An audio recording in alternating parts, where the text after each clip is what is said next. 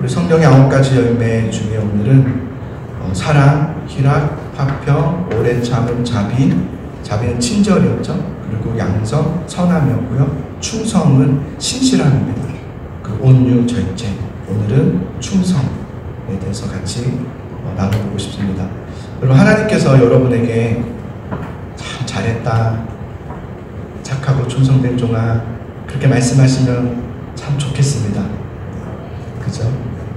우리 주님 앞에 섰을 때 참 잘했다, 착하고 충성된 종아 라고 하시면 얼마나 좋을까 라는 생각이 들어요.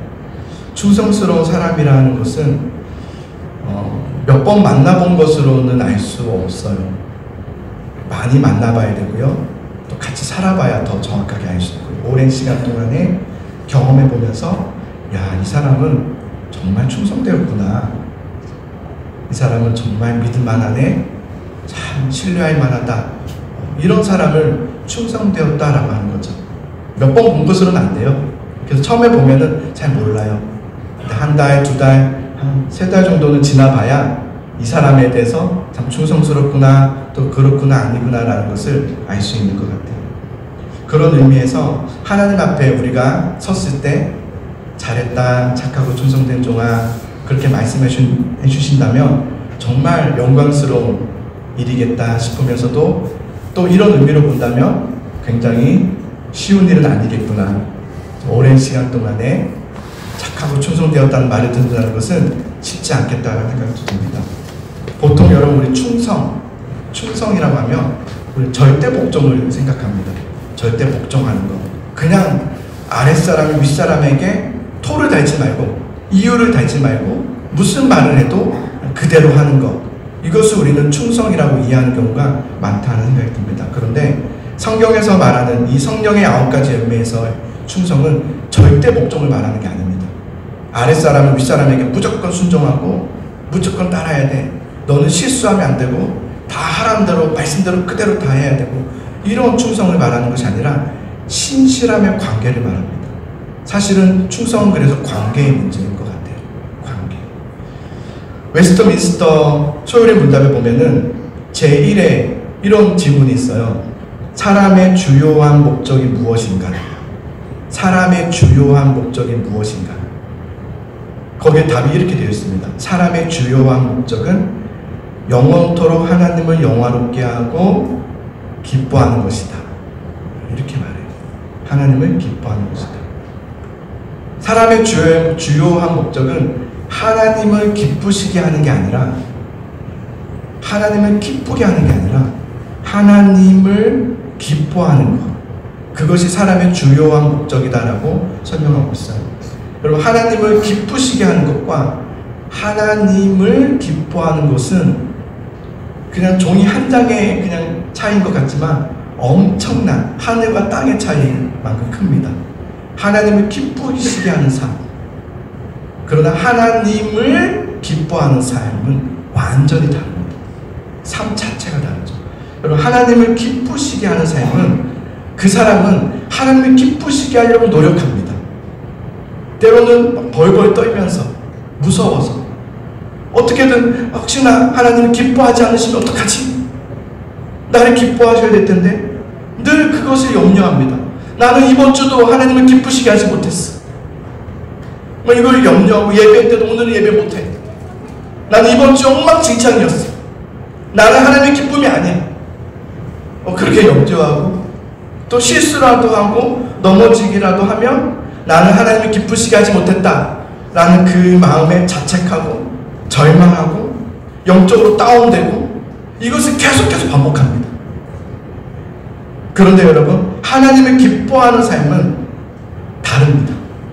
하나님을 기뻐하는 사람은 하나님의 존재를 기뻐하죠. 그 하나님이 함께 하심을 감사하고, 하나님이 늘 나와 함께 하여 주시며 나를 붙잡고 계심을 기뻐하고, 하나님, 나는 하나님으로 너무 기쁩니다. 오늘 예배 이렇게 와서도 너무 기쁜 거예요. 왜냐하면 하나님으로 너무 기쁜 거예요. 하나님, 나는 하나님으로 너무 기쁩니다. 나를 붙잡아 주심에 그것에 안심하고, 내가 얼만큼 기쁨이 되었냐에 안심을 하는 것이 아니라 하나님이 오늘도 나를 붙잡아 주시고, 하나님이 오늘도 내 예배를 받아주시며, 하나님께서도 고개를 숙여서 우리의 찬양을 들어주시는, 감사하고 기뻐하는 것. 이 두 사람의 차이는 완전 다른 거죠. 예배가 다릅니다. 사람의 주요한 목적은 그겁니다. 하나님을 기쁘시게 하는 게 아니라 하나님을 기뻐하는 거죠. 저는 하나님을 기뻐하며 사는 그 삶이 바로 충성이라고 말하고 싶습니다. 충성이란 그런 거예요. 절대 목적이 아니라 하나님을 기뻐하는 거예요. 살면서 늘 하나님으로 기쁘고 하나님께 감사하고, 나는 연약하고 부족하나 나는 오늘도 죄의 짐을 들고 왔지만 하나님 앞에 내려놓을 수 있는, 하나님 너무 감사합니다. 나는 주님 없으면 살아갈 수 없었을 겁니다 라고 고백하며 그 오늘의 그 은혜도 감사하면서 나아가는 그 충성. 저는 성경의 인물 중에 하나님을 기뻐하며 살았던 충성된 사람이 누구일까 라고 생각하다가 반대로 하나님이 너는 참 충성됐다 라고 했던 인물은 누구였을까를 살펴보니까 바로 나오더라고요. 모세의 모습과 여러분 잘 아실 거예요. 이스라엘 백성의 모습은 너무 대조적입니다. 출애굽 이후에 이스라엘은 계속해서 뭐랍니까? 불평불만을 쏟아냅니다. 물이 없다, 먹을 것이 없다, 뭐가 없다, 덥다, 춥다, 뭐만 하면 원망, 불평. 근데도 여러분 출애굽기를 보면 출애굽기에서 불평하고 원망하는 백성들을 그 불평을 하나님은 진지하게 그냥 받아주십니다. 출애굽기는 그래요. 출애굽기는 진지하게 그 불평들을 다 받아주세요. 뭐라고 하지 않으세요. 다 받아주시고, 쓴물이다 그럼 단물로 바꿔주시고, 먹을 게 없다 그러니까 만나를 매일 만나주시고, 고기가 없다 그러니까 메추라기를 주시고, 그들의 필요들을 하나하나 말없이 그냥 보시면서 채워주세요. 이게 출애굽기의 이야기입니다. 근데 민수기는요, 오늘 우리가 민수기를 다룰 건데 민수기는 좀 다릅니다. 민수기는 출애굽 이후에 시내산에서 1년간 하나님의 말씀을 배웠습니다. 1년의 양육의 시간을 가진 거죠. 예배를 배우고 들음을 배우고 말씀을 배우면서 그들은 양육받았습니다. 그리고 그 후의 이야기가 민수기입니다. 같은 광야지만 달랐죠. 1년 동안 말씀으로 양육받았던 후에도, 그런데 민수기를 보면 이스라엘은 여전히 불평하고 원망합니다. 그렇게 시내산에서의 언약과 시내산에서의 하나님의 말씀을 배웠음에도 불구하고 그들은 여전히 물이 없다, 먹을 게 없다, 이제는 만나도 지겹다, 고기가 먹고 싶다, 옛날을 회상하면서 차라리 애굽이 나았다, 그때는 그래도 양파도 있었고 파도 있었고 이것도 있었고 생선도 있었는데 여기는 그런 것도 없고. 여러분 1년 동안 그들은 광야에서 하나님이 먹이시고 하나님이 주시는 은혜들을 경험하지 않았습니까? 그들은 경험했잖아요. 1년간 말씀만 배웠습니까? 먹을 것을 채워주시고 물을 채워주시는 은혜를 경험했잖아요. 매일 만나를 주셨잖아요. 출애굽한 이후에는, 그 직후에는 시급하니까, 아직은 제대로 알지 못하니까, 이제 막 태식자니까 하나님께서 그들의 불평과 불만을 그냥 받아주시며 은혜로 채워주셨습니다. 근데 민수기에 이르렀으면 이제는 하나님과 그 관계 속에서 어떤 문제가 있고 어려움이 있으면 하나님의 그 안에서 느끼고 하나님 앞으로 대답할 수 있는 그런 관계가 되어야 되는 거 아닙니까? 근데 여전히 그 시내산의 언약, 시내산에서의 말씀 훈련 이후에도 여전히 하나님의 공급해 주시는 은혜를 경험했음에도 불구하고 동일한 부족함에 대해서 또 원망하고 또 불평하고 그 불신앙들을 쏟아내니 이러한 모습 앞에 모세와 하나님은 분노하게 됩니다.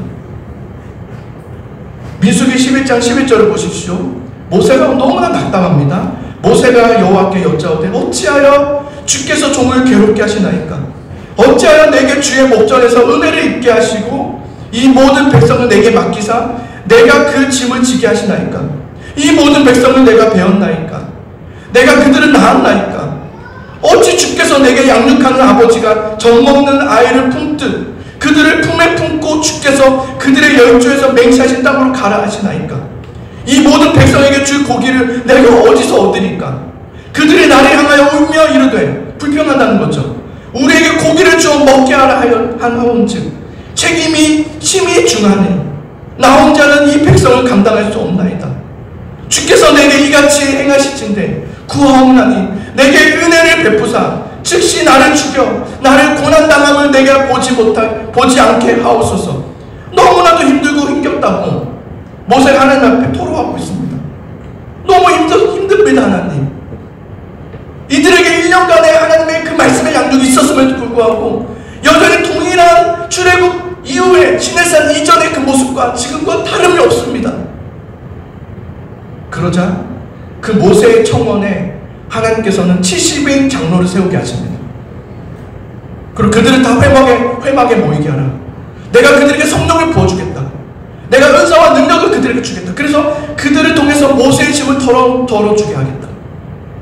11장 16절 17절을 보십시오.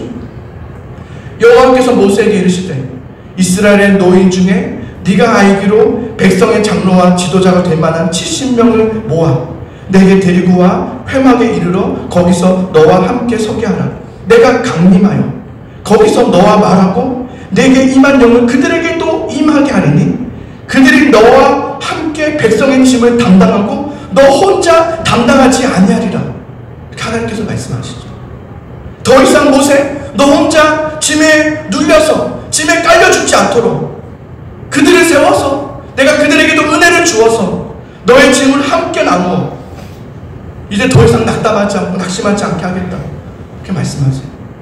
그리고는 고기를 달라고 불평했던 백성들에게는요, 고기를 한 달 내내 주십니다. 한 달 내내. 한 달 내내. 이건 복이 아닙니다. 야, 하나님께서 한 달 내내 주셨다. 이게 복이 아니에요. 성경 보면 코에서 넘쳐서 싫어하기까지 한 달간 먹게 하셨다는 거예요. 코에서 이렇게 넘어왔다는 거죠. 싫어하기까지. 그들은 고기를 먹으면 죽습니다. 하나님 치셔요. 출애굽 때는 안 치셨습니다. 민수기 때는 치십니다. 그래서 그것을 기브롯 핫다와 그럽니다. 이게 무슨 말인지 아십니까? 탐욕의 무덤입니다. 탐욕의 무덤. 불평과 원망의 결과를 보여주시는 거죠. 하지 말라는 겁니다. 하지 말라는 겁니다. 불평과 불만하지 말라는 겁니다. 그럼에도 불구하고 백성들은 불평과 원망을 멈추지 않습니다. 민수기 11장이었는데 12장으로 넘어가서는 이제는 모세의 누이였던 미리암과 형이었던 아론이 모세를 향해서 비방합니다. 12장 1절을 보십시오. 한번 같이 읽어볼까요? 시작. 모세가 굿수 여자를 취하였더니 그 굿수 여자를 취하였으므로 미리암과 아론이 모세를 비방하니라. 이제 좀 차원이 달라요.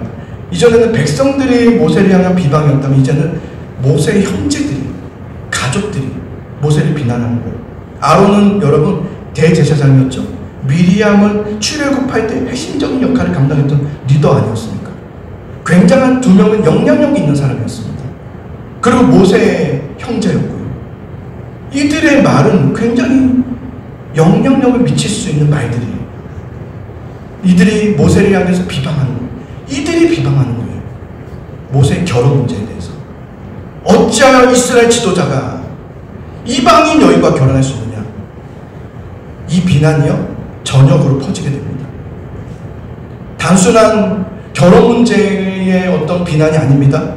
이것은 모세의 영적 권위에 대한 도전입니다. 그의 권위를 무너뜨리는 도전이죠. 민수기 12장 2절을 보십시오. 그들이 이르되 여호와께서 모세와만 말씀하셨느냐 우리와도 말씀하지 않으셨느냐 하매 여호와께서 이 말을 들으셨다. 모세, 너에게만 하나님께서 말하냐? 우리에게도 말씀하지 않느냐? 예, 맞아요.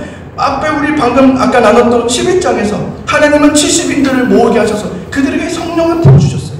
그들에게 성령이 임했고 그들은 예언을 했다고 그랬어요. 은사가 발생됐어요. 주님의 말씀이 선포되었어요. 그러니 모세, 하나님이 너에게만 말씀하시더냐? 우리에게도 말씀하지 않으시더냐? 맞는 말이지만 이 맞는 말이 문제가 아니라 모세의 영적 권위에 대한 도전을 하는 거죠.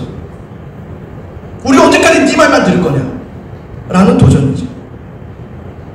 이것은 모세를 흔드는 것뿐만 아니라 결국은 이스라엘 전역을 흔드는 심각한 문제였습니다. 이런 심각한 문제 가운데 해결해야죠. 지도자인 모세가 이걸 어떻게 해결할까? 저도 지도자로서 어떻게 하는 걸까? 봤어요. 봤더니 모세가 이때 뭘 하는지 아십니까?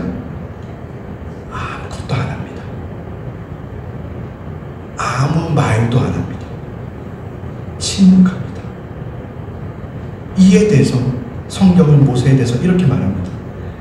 민수기 12장 3절 함께 같이 읽읍시다. 시작. 이 사람 모세는 온유함이 지면의 모든 사람보다 더하더라.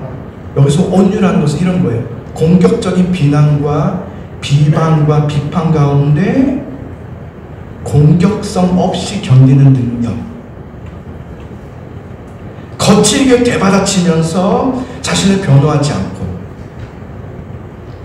모질고 공격적인 말을 하지 않고 분노의 어떤 표정과 몸집을 하지 않고 자신의 혀와 그 분노의 화를 제어하면서 이것을 부드럽게 대응하는 그 능력이 바로 온유이고, 우리 다음 주에 이 온유를 나눌 겁니다.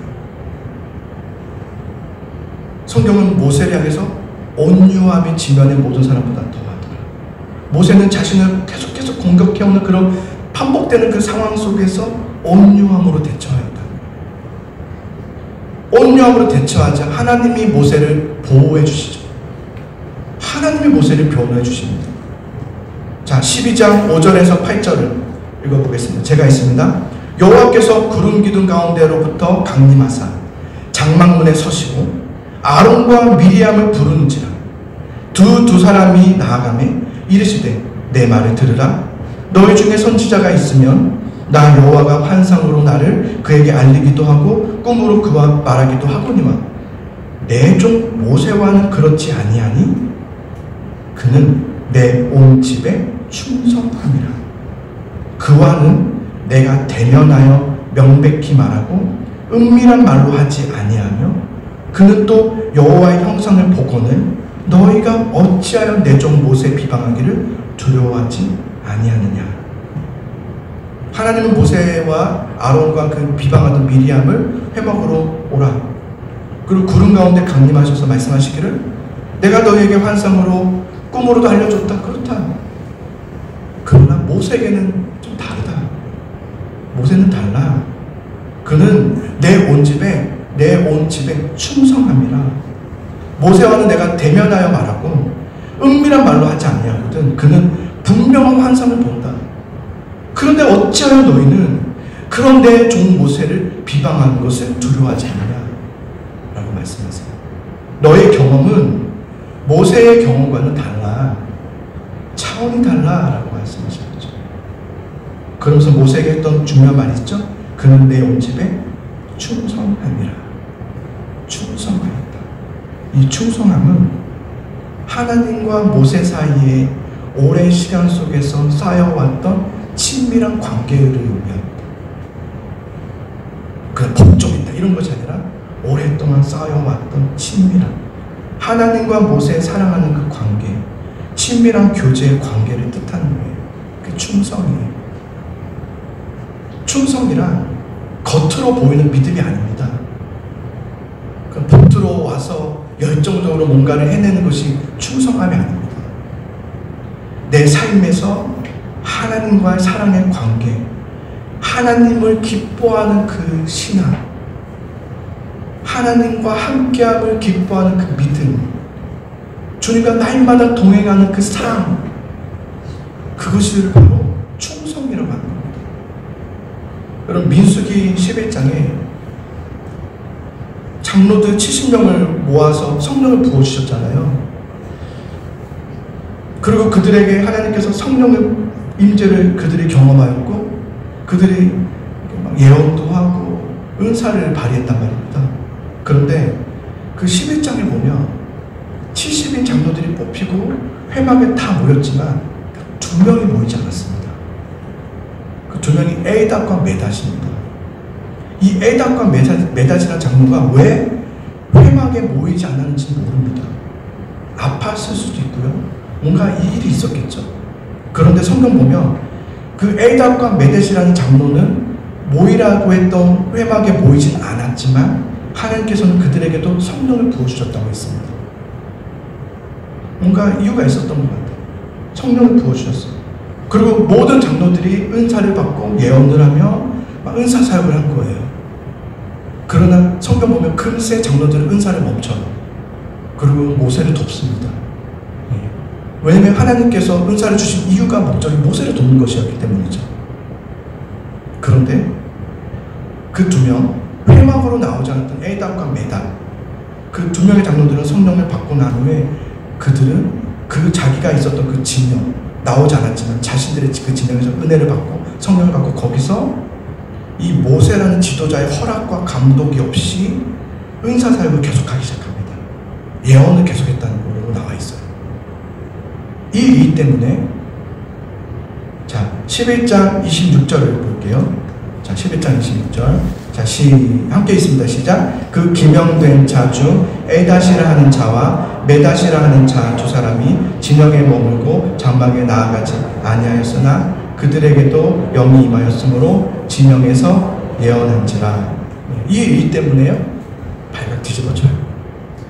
여호수아가 나서서 이거 안 됩니다. 이건 모세의 권위에 대해서 문제가 될 수 있습니다. 즉각 모세 이 일을 중단하게 하십시오라고 요청합니다. 맞습니다. 이스라엘의 불평과 불만이 쏟아지고 있는 이때에 회막이 아니라 그들의 장막에서 모세와 상관없이 그 지도력과 상관없이 예언을 한다는 것은 그 공동체적으로는 지금 굉장히 좋지 않은 흐름입니다. 그렇죠? 그런데 이때 제가 참 놀랐습니다. 모세가 어떻게 하는지 아십니까? 모세가 이렇게 말해요. 자신의 지도력과 권위보다 하나님이 하시는 그 일을 나는 막고 싶지 않다. 이렇게 말합니다. 놀랍지 않습니까? 하나님이 그런 모세를 보면서 감탄하세요. 하나님을 향한 모세의 그 신실함, 그 마음, 그 모세의 그 충성됨, 자신보다 하나님을 먼저 생각하고 자신보다 백성을 먼저 생각했던 그 모세의 충성됨에 저는 참 놀랍다, 참 놀라웠습니다. 그리고 민수기 13장으로 넘어가서는요, 흐름이에요. 이제 약속의 땅에 서게 되었고 정탐꾼을 여주면 보냈죠. 그리고 돌아와서 백성들이 그들의 거민과 거민들과 성읍들이 두렵다 하여서 약속의 땅으로 들어가지 않기로 결정하죠. 주님은 가라 하셨는데 우린 안 가겠다. 이건 하나님에 대한 거부입니다. 그렇죠? 이게 저는 이게 끝판왕인 것 같아요. 여기서 하나님이 분노하세요. 여기서 그들은 애굽으로 돌아가려고 해버려요. 우리 애굽으로 가자.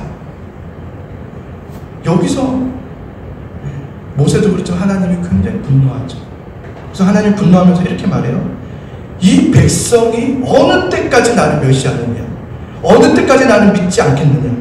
내가 이 백성을 모두 멸하고, 모세 너를 중심으로, 아브라함이었잖아요. 아브라함 중심으로 이제는 너를 중심으로 내가 더 크고 강한 나라를 만들겠다라고 말씀하세요. 이들을 다 멸하고, 모세 너 참 충성되잖아. 너를 중심으로 해서 다시 큰 나라를 이룩하겠다. 그때 모세가 늘 침묵을 잘하던 모세였잖아요. 근데 그때 모세가 어떻게 한지 아십니까? 주는 그렇게까지야. 저희 후손을 통해서 역시 뭐 이렇게 맞아. 저들은 늘 그래 왔으니까 그럴 만도 한 적. 이런 반응이나 어떤 당연시 여기는 것이 아니라 모세가 하나님 앞에 나와 이렇게 간구합니다. 주여 이 백성의 죄를 용서하여 주옵소서 하고 엎드립니다.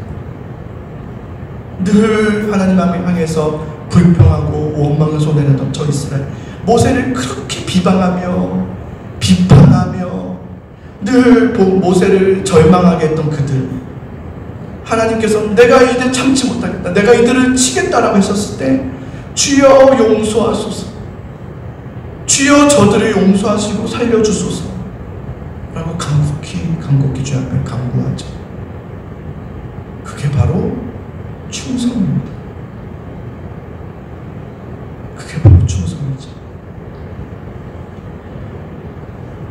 얼마 전에 제가 한 책을 알게 되었는데, 디트리히 본회퍼의 나를 따르라 라는 책이에요. 저의 마음을 굉장히 많이 울렸습니다. 그 책에 보면 그 본회퍼 목사님이 그런 말을 해요. 값싼 은혜에 대한 비난을 하는데요, 어떠한 대가나 희생도 요구하지 않는 은혜, 무분별하게 무한정 찍어내어 싼값에 팔아넘기는 은혜들, 그래서 마치 하나님의 은혜가 이 시대 사람들에게는 자신의 죄를 은폐해주는 그냥 값싼 덮개 마냥 취급되고 죄를 덮는 용도로만 사용해버리고 있는 값싼 은혜들, 그게 1930년대 때 쓰여진 책이지만 여전히 오늘날에도 우리에게 울림을 주는 말들이죠. 그래서 값싼 은혜가 아니라 값비싼 은혜를 가질 것을 촉구하는데요, 그것은 바로 예수님만을 따르는 것이다 이렇게 얘기합니다. 예수님만을 따르는 것. 제자들이 모든 것을 버려두고 예수님을 따랐던 것처럼 감추인 보화를 발견한 그 밭을 사기 위해서 모든 것을 다 팔아 그 밭을 샀던 것처럼 자기를 부인하고 자기 십자가를 지고 예수님만을 따르는 그것이 바로 값비싼 은혜라는 것을 가르쳐줍니다. 그래서 예수님을 따르려는 그 마음을 자꾸 다른 쪽으로 돌리려고 하는 그것들과 싸워라. 그리고 예수님만을 따르라. 그 예수님 앞에서의 그 충성된 그 삶, 그 삶을, 그 열매를 맺어라 라고 본회퍼 목사님은 나를 따르라 해서 말하고 있습니다. 절대 복종을 말하는 것이 아닙니다. 하나님을 기뻐하는 삶을 살라고 말하는 겁니다. 하나님을 정말 기뻐하는 삶, 값싼 은혜가 아니라 값비싼 은혜임을 알아서 너희는 정말 하나님을 따르고 하나님을 기뻐하는 삶을 살라고 말하고 있는 것을 보게 돼요.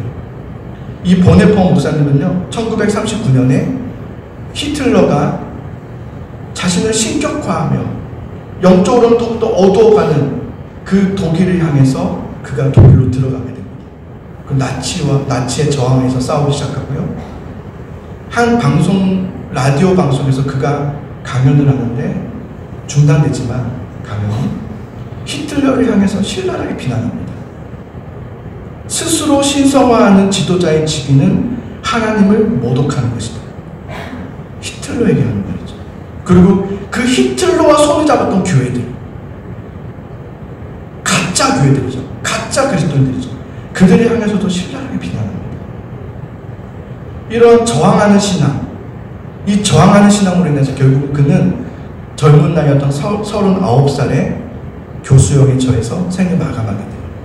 근데 그가 약혼녀에게 마지막으로 썼던 편지가 있어요. 그 편지의 내용이 이것입니다. 주 선한 능력으로 나를 안으시네. 그 크신 팔로 날 붙드시네. 절망 속에 흔들리지 않고 사랑하는 주 얼굴 구하리. 이전의 괴로운 날 애워싸고 고난의 길을 걷는다 해도 주님께 모두 맡긴 우리 영혼 끝내 승리의 날을 맞으리. 주님이 마신 고난의 쓴잔을 감사함으로 받으리. 주님의 남은 고난 채워가며 예수와 복음 위에 살리라. 선한 능력으로 나는 일어서리. 주만 의지하리 믿음으로 우리 고대 안에 주 오실 그날 영광의 새날을 맞이하리. 이런 글을 쓰고 생을 마감하게 되죠. 여러분, 우리가 때로는 충성된 삶 있잖아요. 또 신실한 삶, 하나님을 기뻐하며 사는 삶, 그게 무슨 열매가 있을까요? 그죠? 물을 수 있어요. 그렇게 살아간다고 뭐가 달라집니까?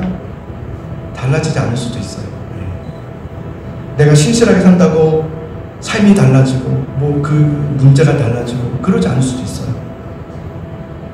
하나님 앞에 산다고 해서 내용이 달라지지 않을 수도 있어요. 그런데 성경은 그렇게 살아가는 충성된 삶이 바로 열매라고 말해요. 그게 열매다. 여러분, 그래요. 충성된 삶을 사는 그 자체가 바로 열매예요. 그게 열매예요. 저는 오늘날 우리가 많이들 잃어버린 하나님을 기뻐하는 그 삶, 그것을 회복하면 좋겠고요. 그 충성의 열매를 맺어가는 우리의 삶이 되기를 간절히 소망합니다. 내가 충성돼서 무슨 열매를 맺냐? 아니요. 충성의 열매입니다. 그 충성의 열매를 맺으시기를 소망합니다. 우리 같이 이 찬양으로 노력하면 좋겠습니다. 반주 좀 해주세요.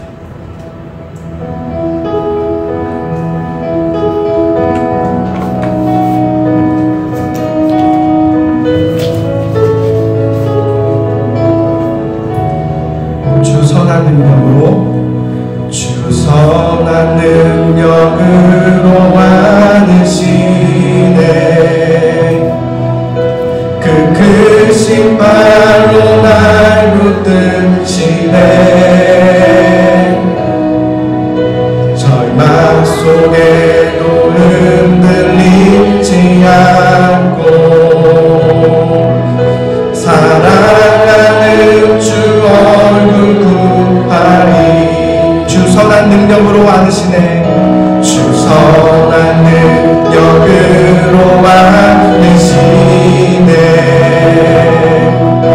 그 크신 발로 날 붙드시네. 절망 속에도 흔들리지 않고 사랑하는 주 얼굴 구하리. 선한 능력으로 일어서리. 선한 능력으로 일어서리. 주만 의지하리. 주만 의지하리. 믿음으로 우리 고대하는 주 오신 그날 영광의 새날을 맞이하리. 이전의 괴로운 날 애워싸고 이전의 괴로운 날 애워싸고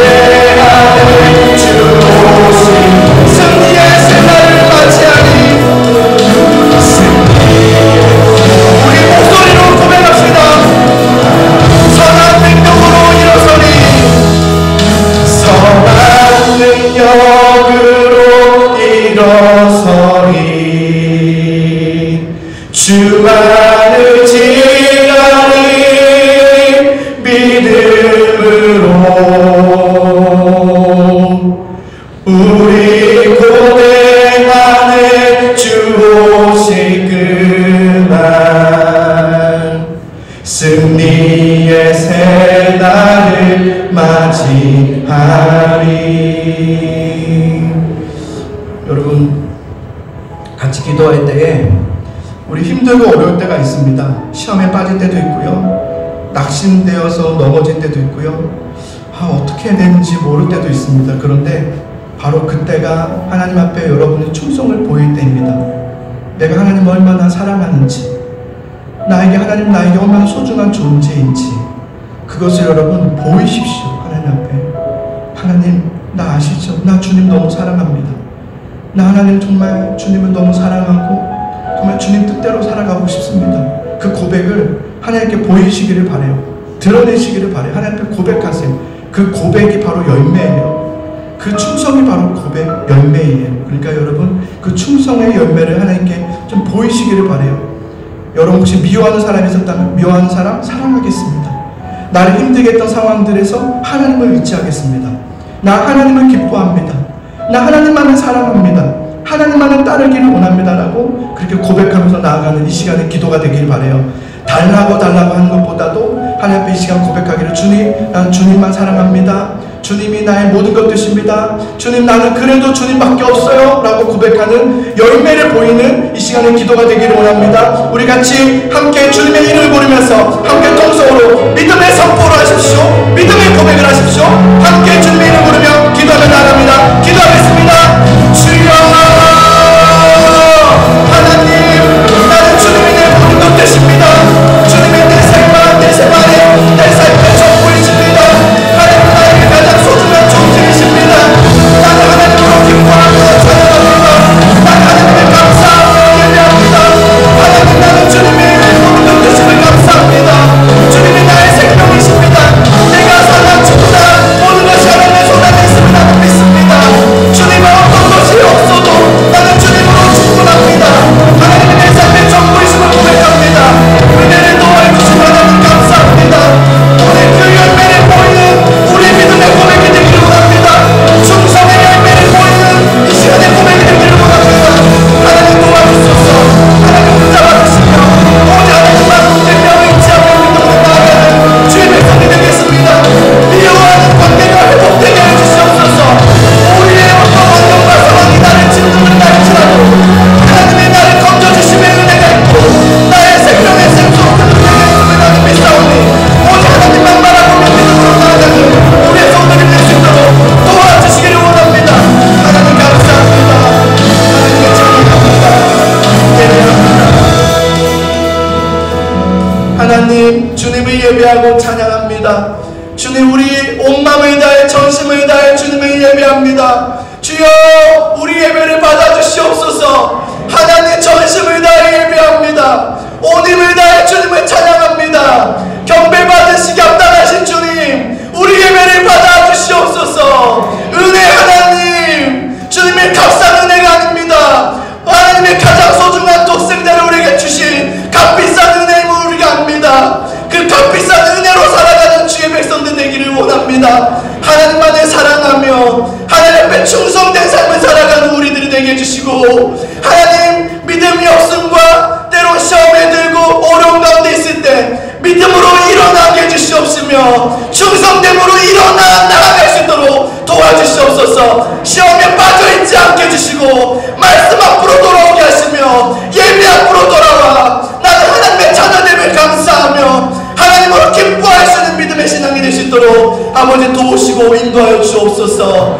하나님, 하나님의 그 사랑을 찬양하오니 영광 받아주시옵시며 오늘 예배 가운데 드려진 예물 위에도 하나님 은혜를 받아주시고, 주여, 이 시대가 참 어렵다고 합니다. 힘들다고 합니다. 그러나 이 힘든 가운데 충성된 믿음으로 일어나는 성도들이 되게 해주시고, 계속해서 전쟁이 일어나고 또 많은 사람들이 죽어가는 이 땅 가운데 주여, 이 땅을 불쌍히 여겨주시옵시고 고통과 괴로움에 길을 잃어버린 수많은 사람들에게 하나님의 복음을 전파될 수 있도록 도와주시고, 우리 예수사랑교회가 이제 복음을 전하는 교회가 되려고 합니다. 주여 우리를 써주시고 사용하여 주시옵소서. 많은 영혼들이 주 앞에 돌아오는 역사가 일어나게 해주시옵소서. 하나님, 그냥 데려오는 것이 전도가 아니라 복음을 전하는 삶, 복음으로 살아가는 삶을 살아가는 우리들이 되게 하여 주옵소서. 주님 감사합니다. 예수 그리스도 이름으로 기도합니다. 아멘.